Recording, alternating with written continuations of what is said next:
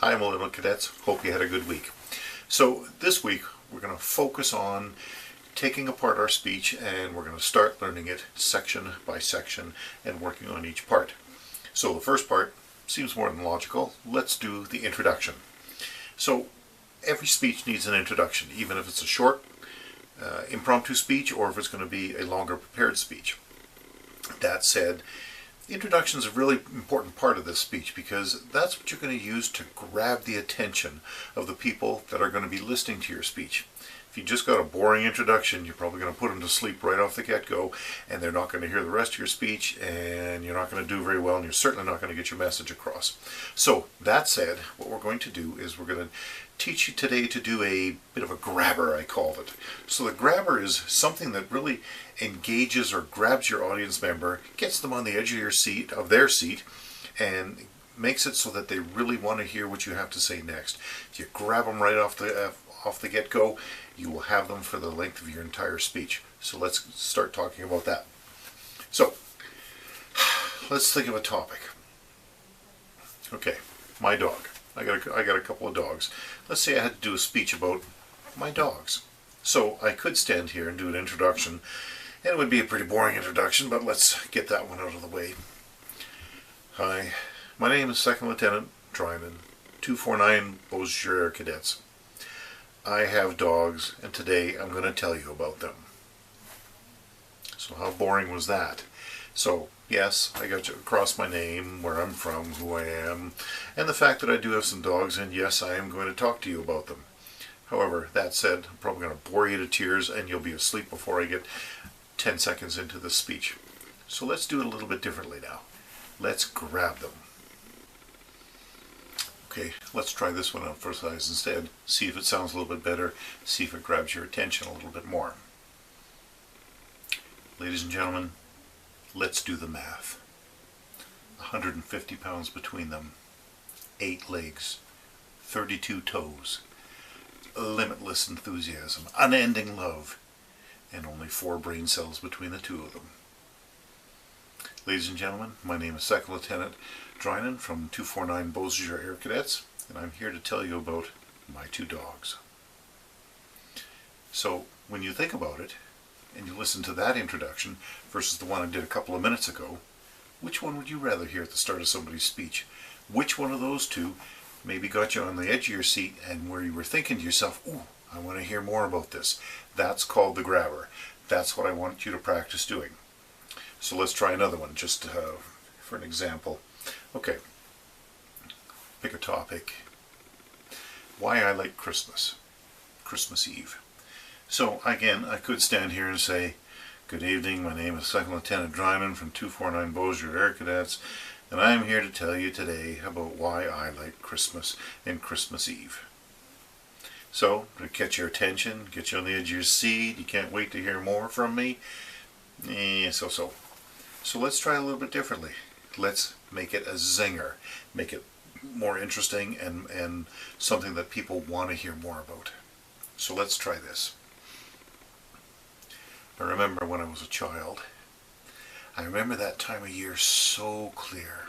It was freezing cold outside, the snow was falling, the wind was howling. For all intents and purposes, I should have been very worried about what was going on in the world around me, but I wasn't. What I remember about that night was sitting on the edge of my bed or crouched at the top of the stairs with my ears peeled, listening for what was going on downstairs. I was listening for the slightest movement because I'd left it there. I'd left the milk, I'd left the cookies, and I only needed him to show up now. The anticipation was incredible. Ladies and gentlemen, I'm Second Lieutenant Drynan from 249 Beaujeu Air Cadets, and I am here to tell you why I like Christmas Eve so much. So what do you think? Any better? Get your attention a little bit more? Maybe yes, maybe no? Okay, so now here's what I want you to do. It's time for you to do a little bit of practice, try out a couple of these grabbers. So first of all, I'd like you to think of some of the things that I've asked you to speak about here over the last week or two, things that you've thought about. the little intro speeches that you gave just to break the ice last time or in weeks gone by. And now what I want you to do is think of one of those speeches that you gave, just those little 30-second ones. I want you to think about what the topic was, and I want you to sit down for a couple minutes and think of a grabber introduction that you would use now to present that speech if you had another chance to do it over again. So I'm going to get you to pause the video here for a few moments, and I just want you to ponder it. A couple of sentences is plenty.